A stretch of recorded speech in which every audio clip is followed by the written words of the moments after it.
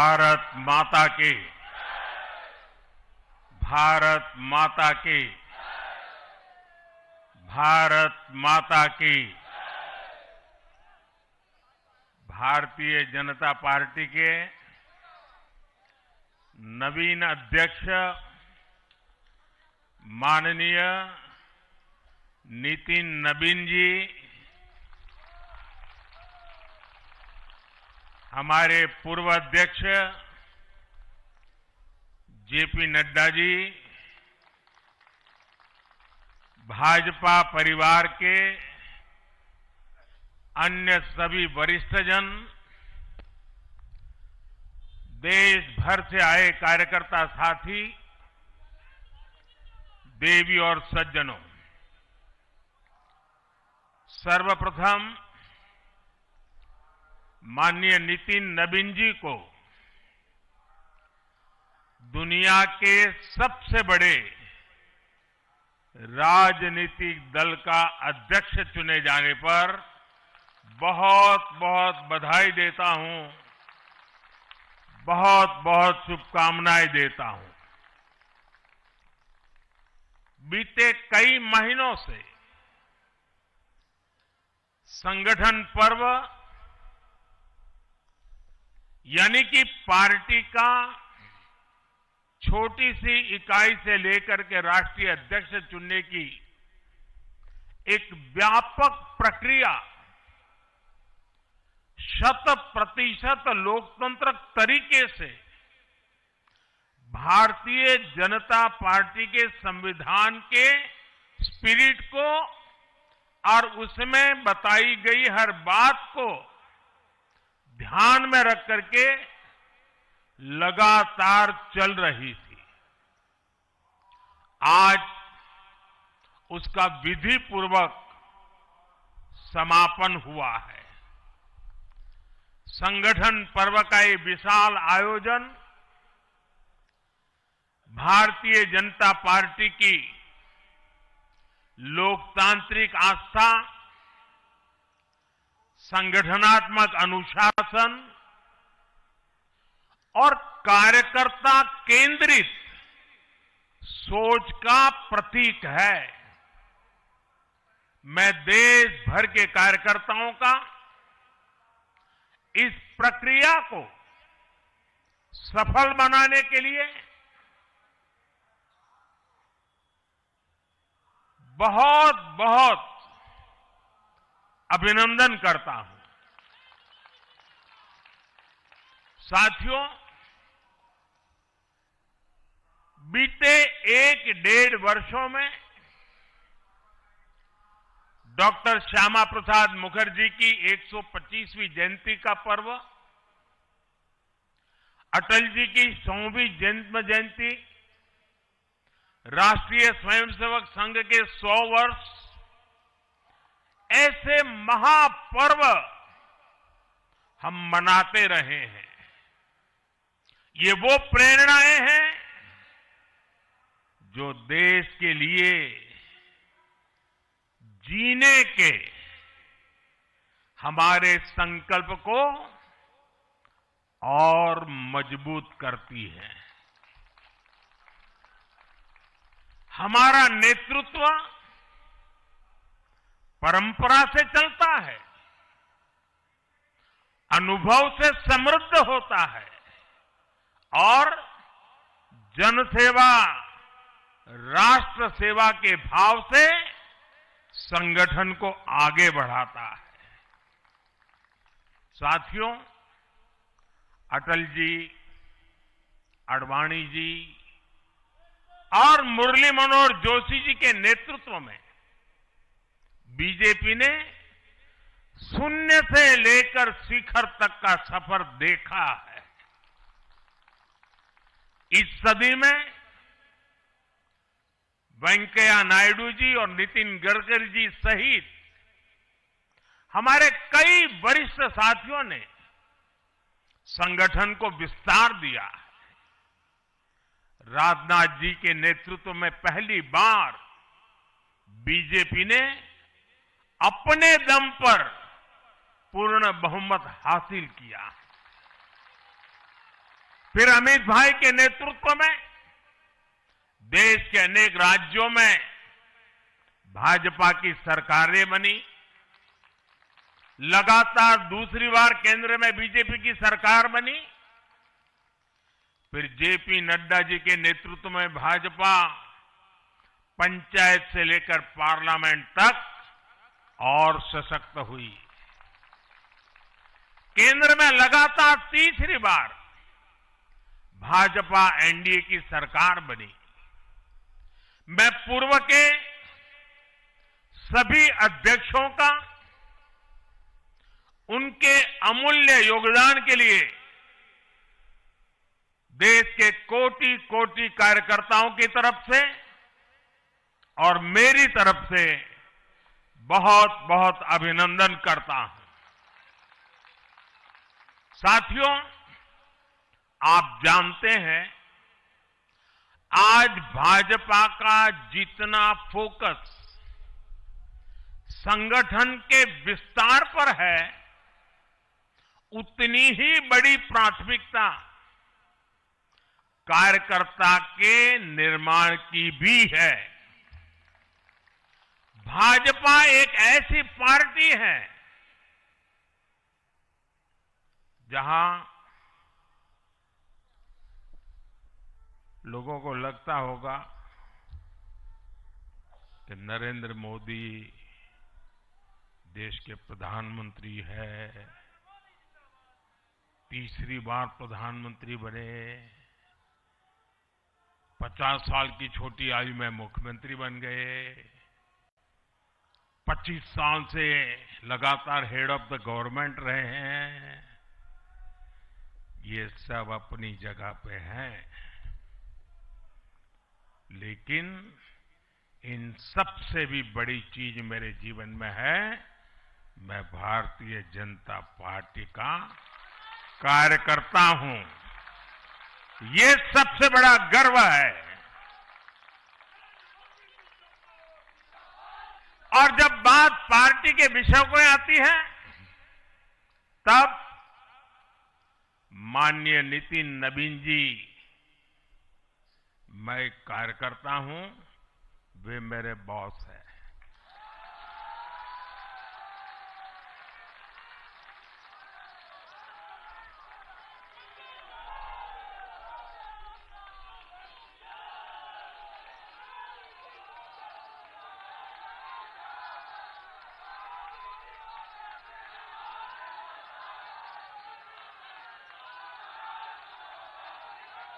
अब माननीय नितिन नवीन जी हम सभी के अध्यक्ष हैं।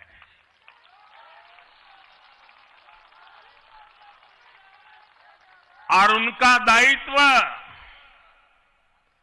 सिर्फ भाजपा को भी संभालना इतना नहीं है, एनडीए के सब साथियों के बीच भी उन्होंने तालमेल का बहुत बड़ा दायित्व भी देखना होता है। साथियों, माननीय नितिन जी के संपर्क में जो भी आया है, वो उनकी सरलता और सहजता की चर्चा जरूर करता है। बीजेपी युवा मोर्चा का दायित्व हो,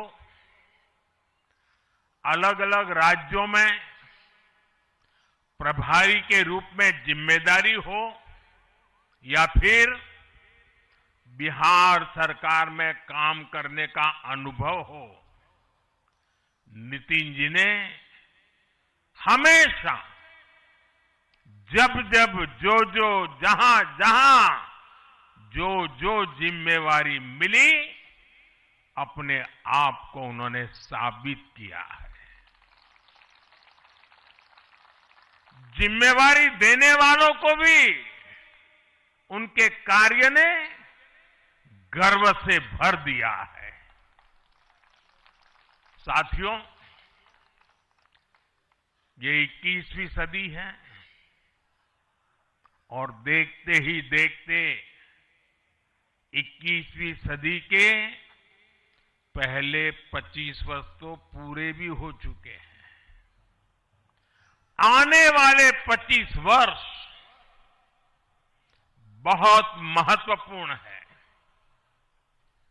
ये वो कालखंड है जब विकसित भारत का निर्माण होना है और होना तय है।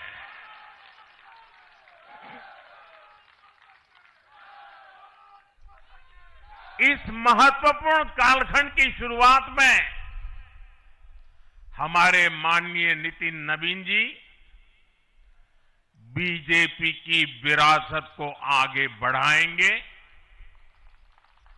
मैं आजकल के युवाओं की भाषा में कहूं तो नितिन जी खुद भी एक प्रकार से मिलेनियल है। वो उस जनरेशन से हैं जिसने भारत में बड़े आर्थिक, सामाजिक और टेक्नोलॉजिकल परिवर्तन होते देखे हैं। वो उस जनरेशन से हैं जिसने बचपन में रेडियो से सूचनाएं पाई और आज एआई के भी एक्टिव यूजर है।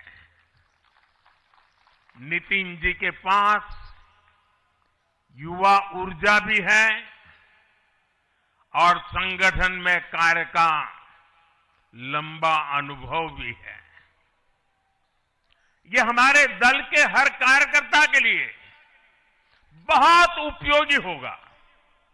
साथियों, इस वर्ष जनसंघ की स्थापना को 75 वर्ष हो रहे हैं और मैं आज इन 75 वर्ष लगातार लक्षावधि कार्यकर्ताओं ने, अनेक परिवारों ने, अनेक पीढ़ियों ने जो त्याग, तपस्या और बलिदान दिए हैं, मैं उनको आदरपूर्वक नमन करता हूं। जनसंघ रूपी वटवृक्ष से ही भाजपा का जन्म हुआ और भाजपा दुनिया के सबसे बड़ा राजनीतिक दल बन चुकी है। और ये सिर्फ भाजपा के कार्यकर्ताओं के लिए गौरव का विषय है इतना नहीं है। देश के राजनीतिक समीक्षकों को दुनिया को ये बात बतानी चाहिए कि भारत एक ऐसा देश है जिसकी रगों में इसकी मजबूती से लोकतंत्र चल रहा है, कि जहां दुनिया की सबसे बड़ी पॉलिटिकल पार्टी है। साथियों, बीजेपी एक संस्कार है।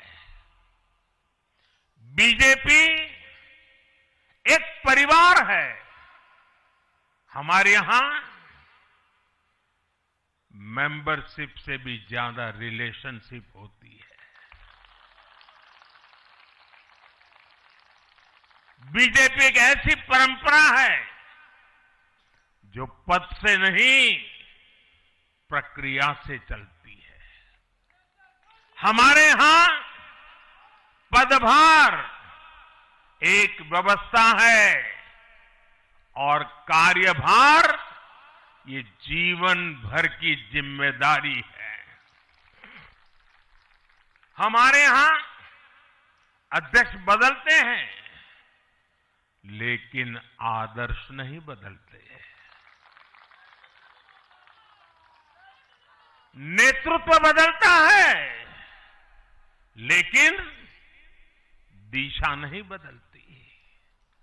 साथियों, भाजपा का स्वरूप नेशनल है।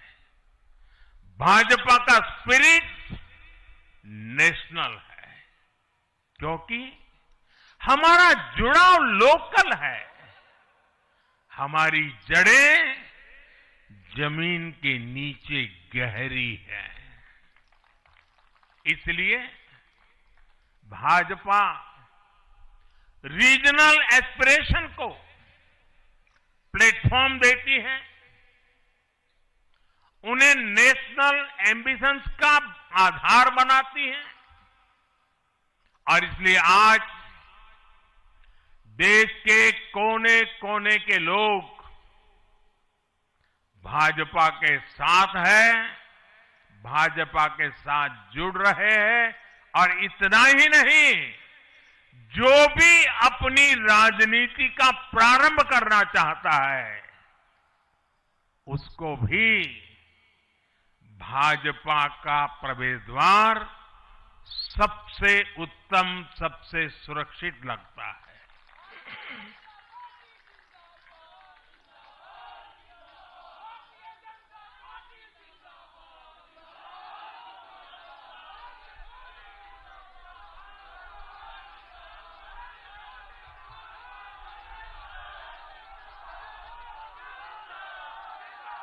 साथियों, जनता जनार्दन की सेवा ये हमारे लिए हमेशा सर्वोपरि रही है।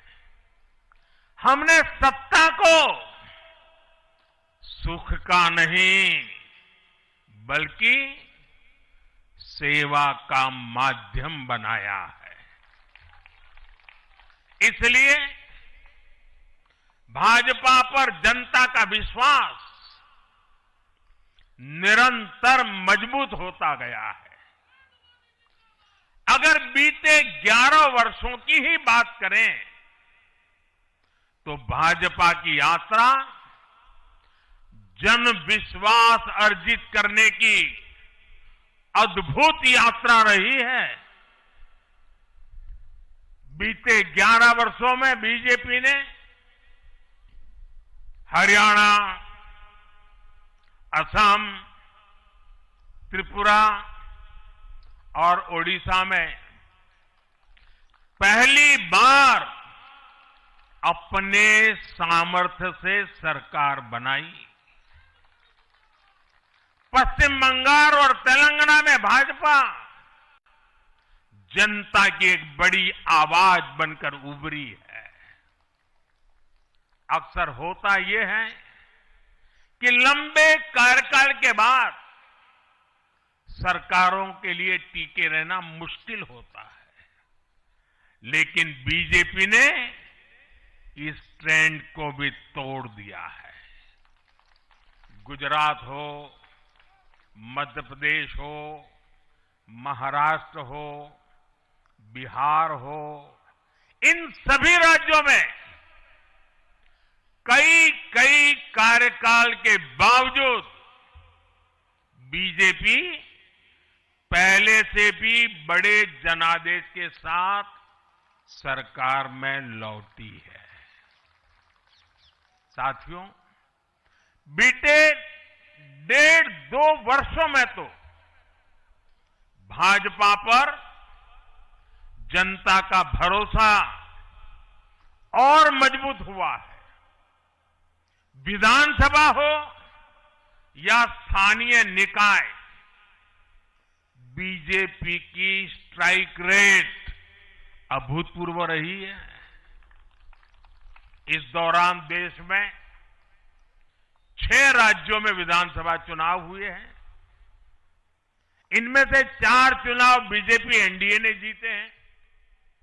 साथियों, आज भाजपा सिर्फ संसद और विधानसभा की नहीं बल्कि नगर पालिकाओं और नगर निगमों में भी पहली पसंद है। और इसका ताजा उदाहरण अभी हमारा महाराष्ट्र है। हाल में जो मेयर और पार्षदों के चुनाव परिणाम सामने आए, अभूतपूर्व है। बीजेपी महाराष्ट्र के स्थानीय निकायों में नंबर 1 पार्टी बनी है।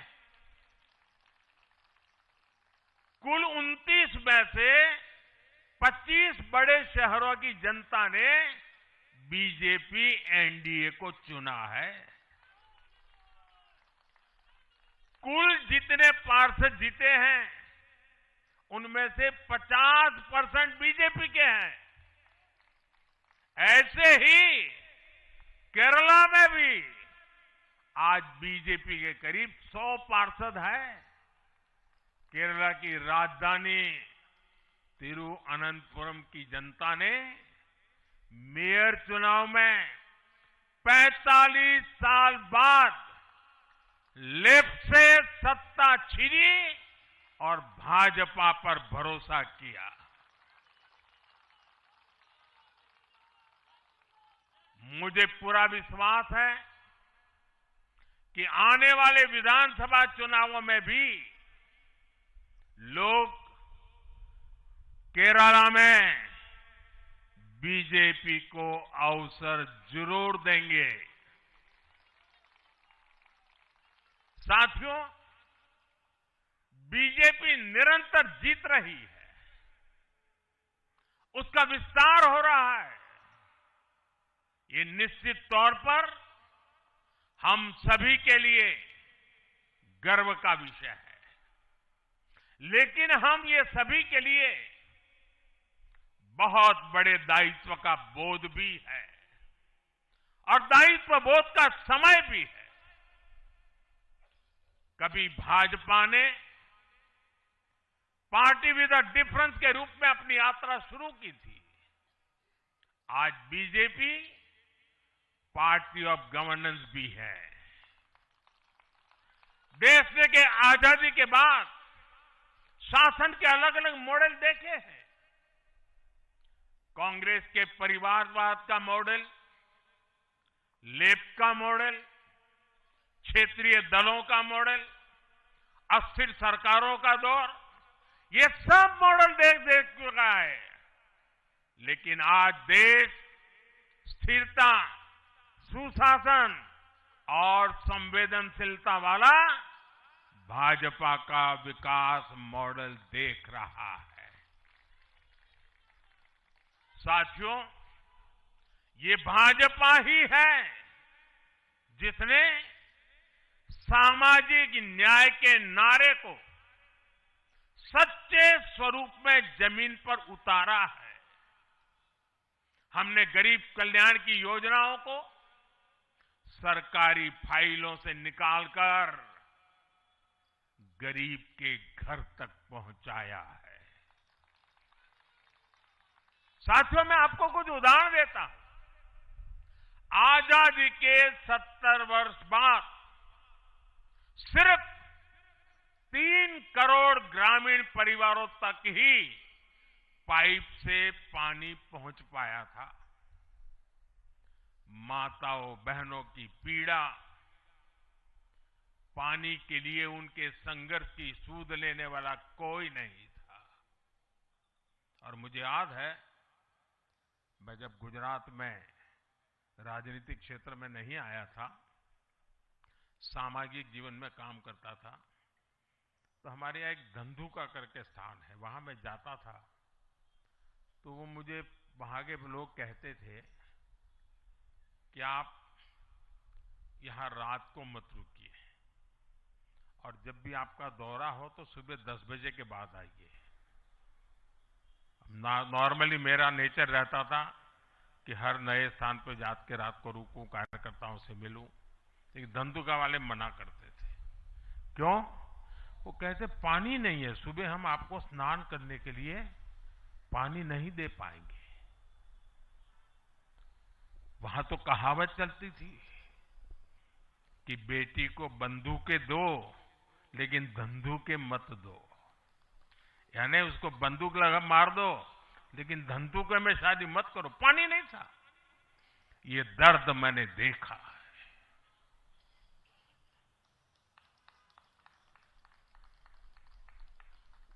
मैं धरती की सच्चाई से जुड़ा था। माताओं बहनों की पीड़ा अपनी आंखों के सामने देखी थी और तब हम जल जीवन मिशन लेकर आए और सिर्फ 5-6 साल में 12 करोड़ से ज्यादा परिवारों को नल से जल की सुविधा से जोड़ा।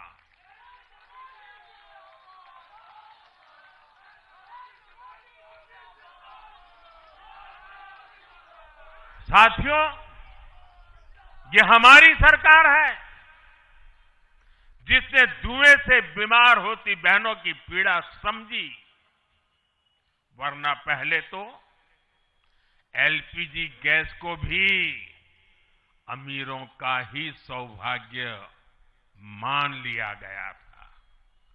भाजपा ने पूरी संवेदनशीलता के साथ हर घर को एलपीजी गैस कनेक्शन से जोड़ने का अभियान चलाया। वर्ष 2014 तक जहां सिर्फ 14 करोड़ एलपीजी कनेक्शन थे, आज देश में 33 करोड़ से अधिक गैस कनेक्शन है। ऐसे ही गांव की बहनों को लखपति दीदी बनाने का अभियान है। ये भी इसलिए संभव हो पाया क्योंकि भाजपा बहनों बेटियों के सपनों के प्रति संवेदनशील है। साथियों, एक जमाना था हम भी सुनते थे कि फलाना परिवार वो तो लखपति परिवार है, ढीकना परिवार लखपति परिवार है, यानी लखपति होना बहुत बड़ी बात मानी जाती थी। ये मोदी है जो सपने देखता है कि मेरे गांव की गरीब मां भी लखपति दीदी बनेगी।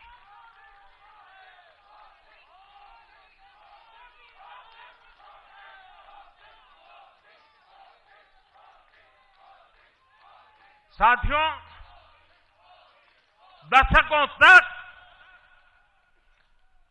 आदिवासी समाज को सिर्फ वोट बैंक से जोड़कर देखा गया, लेकिन संवेदनशील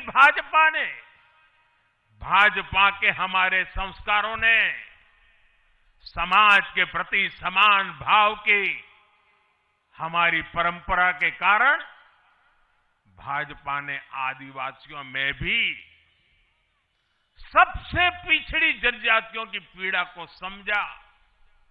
उनके विकास के लिए पीएम जनमन योजना बनाई और पीएम जनमन योजना के लाभार्थी इतने बिखरे हुए हैं और एक दो दूर दूर जंगलों में पड़े हैं। उनसे एक म्युनिसिपैलिटी की सीट भी जीती नहीं जा सकती है।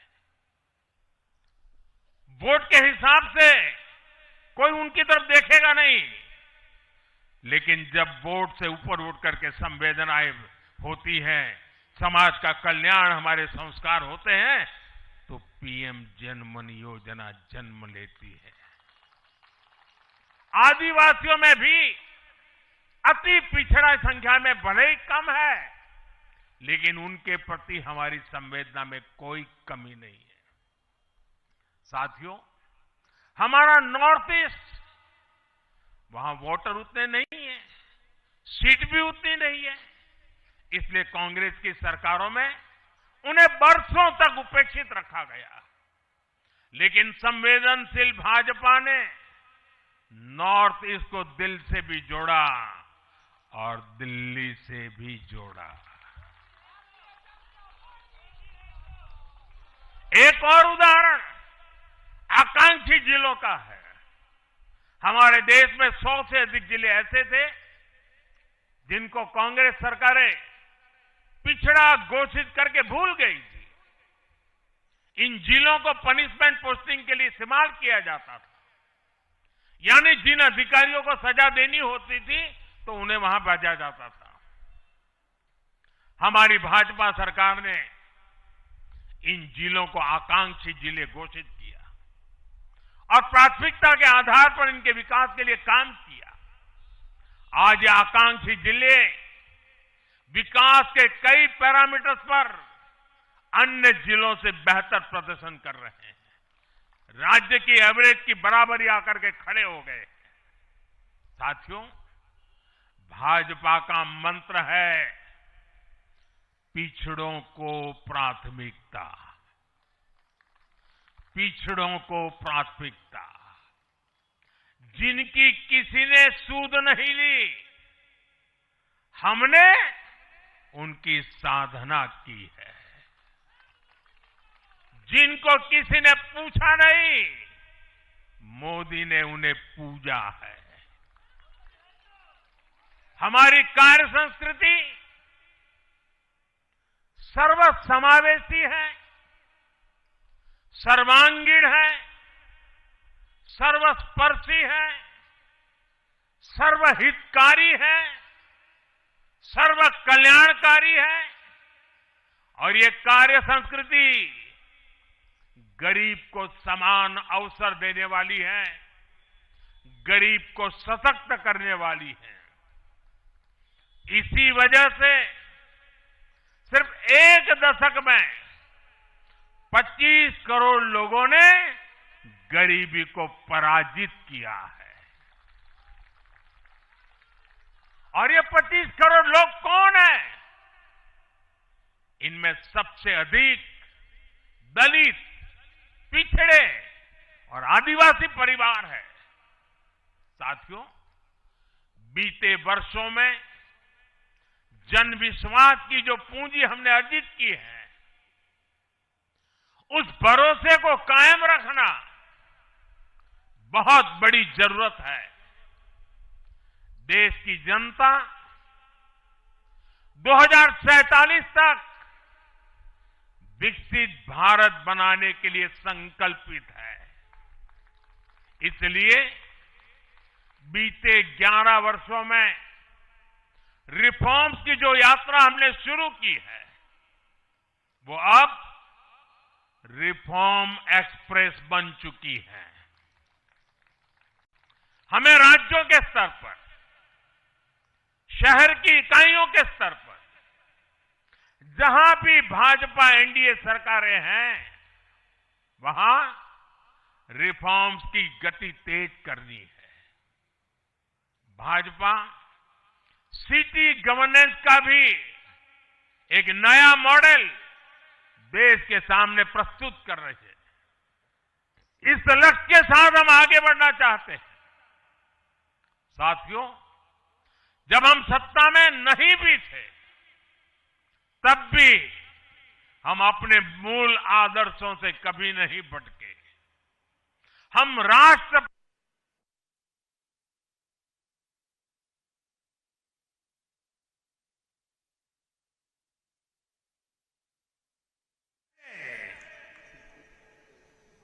संकटों को झेलते रहे, जज्बात बढ़ाते रहे और जीतते भी रहे। हम वो लोग हैं, हमारा वो चरित्र है, हमारे वो संस्कार है। खुद से बड़ा दल और दल से बड़ा देश, ये भाजपा के हर कार्यकर्ता का संस्कार है, भाजपा के हर कार्यकर्ता का जीवन मंत्र है। इसी भाव के साथ बीते 11 वर्षों में हमने अनेक चुनौतियों पर विजय पाई है। जम्मू कश्मीर से आर्टिकल 370 की दीवार गिराना हो, 3 तलाक के खिलाफ कानून बनाना हो, इनको कभी असंभव माना जाता था। आज ये हकीकत बन चुके हैं।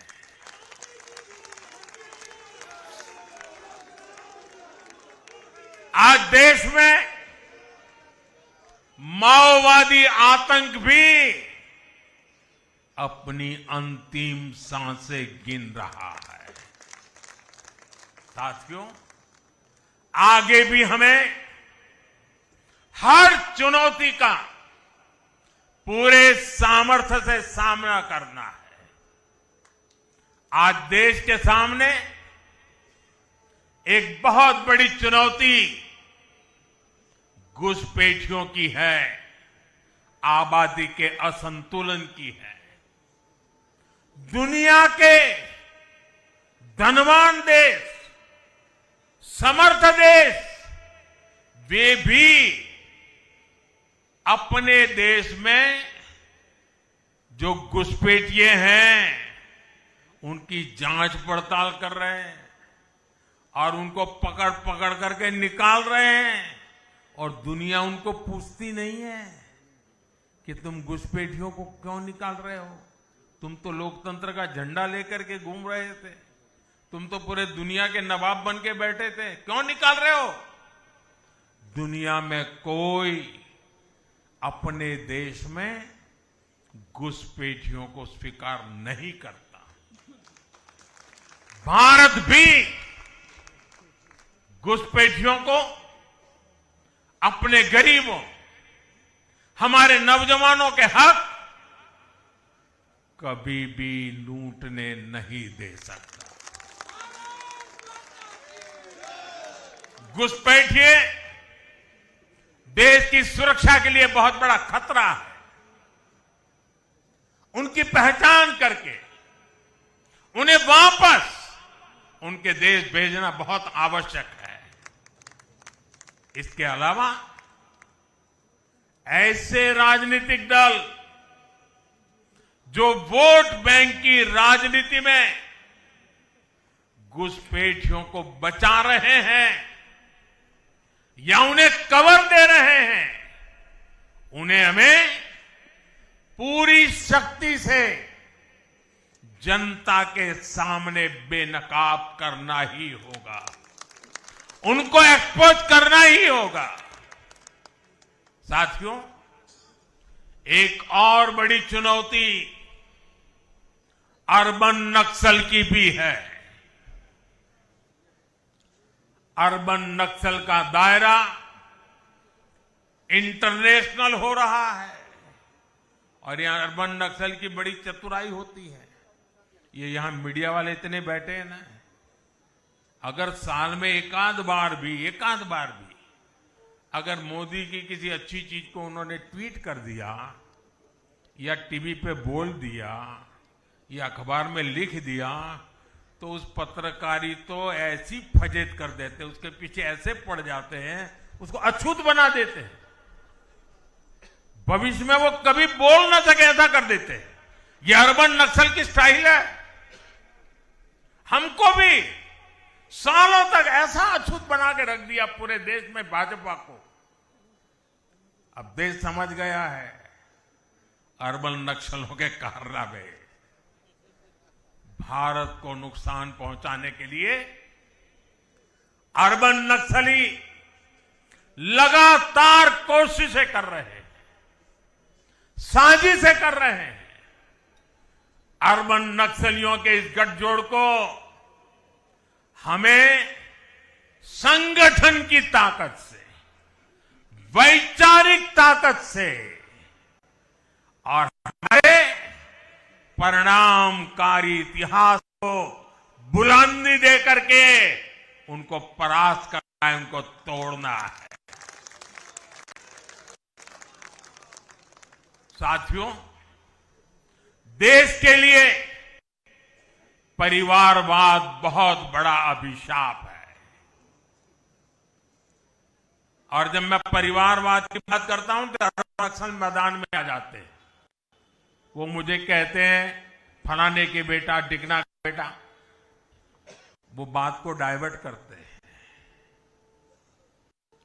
किसी के बेटे की प्रतिभा का हम विरोधी नहीं है, किसी की बेटी की प्रतिभा का हम विरोधी नहीं है, लेकिन दुर्भाग्य से कांग्रेस और देश के अनेक क्षेत्रीय राजनीतिक दलों पर आज अलग अलग परिवारों का कब्जा हो गया है। पार्टी का जन्म किसी परिवार ने किया, पार्टी में लगातार एक के बाद एक उनके परिवार के ही अध्यक्ष होते हैं। पार्टी की पूरी निर्णय प्रक्रिया उस परिवार के हाथ में होती है।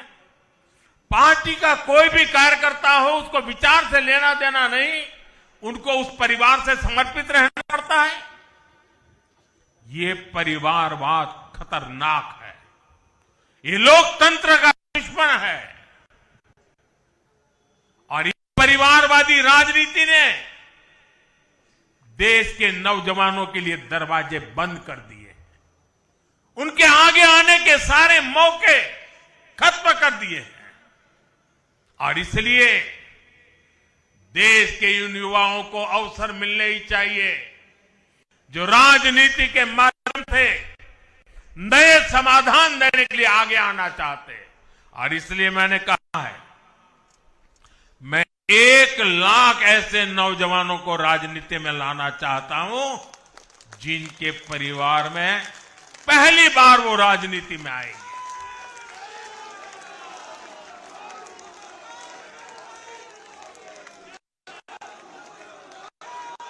साथियों, अपने इन प्रयासों के बीच हमें हर उस बुराई से दूर रहना है। और ये बात मैं जरा गंभीरता से बताना चाहता हूं। जनता हमें आशीर्वाद दे रही है, निरंतर आशीर्वाद दे रही है। हम जो कुछ भी है, जनता जनार्दन के आशीर्वाद के कारण। जो कुछ भी है, मेहनत कश समर्पित कार्यकर्ताओं के परिश्रम के कारण है। और इसलिए जब इतने बढ़ रहे हैं, इतना सम्मान मिल रहा है, इतनी स्वीकृति मिल रही है, तब हमारा दायित्व अनेक गुना बढ़ जाता है। और पल पल हमें सोचना चाहिए, वो कौन से कारण हैं जिन्होंने कांग्रेस पार्टी को बर्बाद कर दिया। वो कौन सी बुराइयां कांग्रेस में घुस गई जो आज कांग्रेस को तबाही के कगार पर लाकर के खड़ा कर दिया। हमें उन सारी बुराइयों से बचना है। ये बुराइयां किसी भी सूरत में हमारे भीतर नहीं आनी चाहिए। हमें इससे बच के रहना है। और जहां जहां हम बच के रहते हैं, हमें कोई मुकाबला नहीं कर पाता है। साथियों, आज देश को याद भी नहीं होगा कि 1984 में 1984 में कांग्रेस को 400 से अधिक सीटें मिली थी, नेहरू जी के जमाने से भी ज्यादा। और देश ने करीब करीब 50% वोट दिया था कांग्रेस को। लेकिन आज कांग्रेस 100 सीटों के लिए तरस गई है। कांग्रेस अपने इस घनघोर पतन की कभी समीक्षा नहीं करती, क्योंकि अगर समीक्षा करेंगे, ये पतन के कारणों की ओर जाएंगे, तो फिर उसी परिवार पर सवाल उठेंगे। जिस परिवार ने कांग्रेस पर कब्जा करके रखा है और इसलिए बहाने ढूंढते रहते हैं। पतन की तरफ सही कारण ढूंढने की हिम्मत तक खो चुके हैं वो लोग। साथियों, दूसरी तरफ भाजपा है। हम हार और जीत के बाद समीक्षा करते हैं। मैं आपको फिर महाराष्ट्र चुनाव का नतीजों का उदाहरण दूंगा। महाराष्ट्र में हम निकाय चुनाव जीतने के बाद जश्न में डूबे नहीं, बल्कि मैं तो अभी पढ़ रहा था कि उसी दिन से हमारे महाराष्ट्र के कार्यकर्ता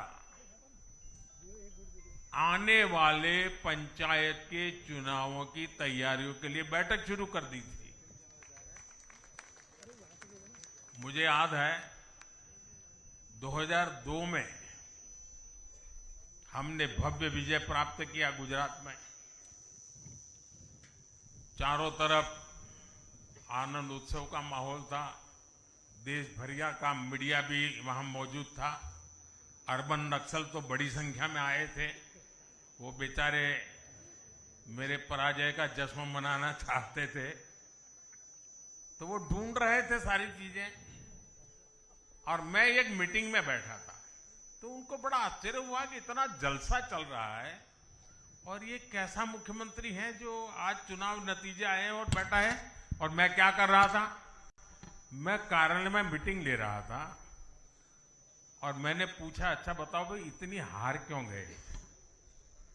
ये भाजपा है जो जीत का जश्न मनाते समय भी अपनी कमियों की लगातार समीक्षा करता है और कमियों से उभरने के लिए हर समय का उपयोग करता है। लोकतंत्र में इसी स्वस्थ परंपरा को, इसी डेडिकेशन को हम सब कार्यकर्ताओं की जिम्मेवारी है, हमें आगे बढ़ाना है। हमें ध्यान रखना है कि जो कांग्रेस की बुराइयों से बचेगा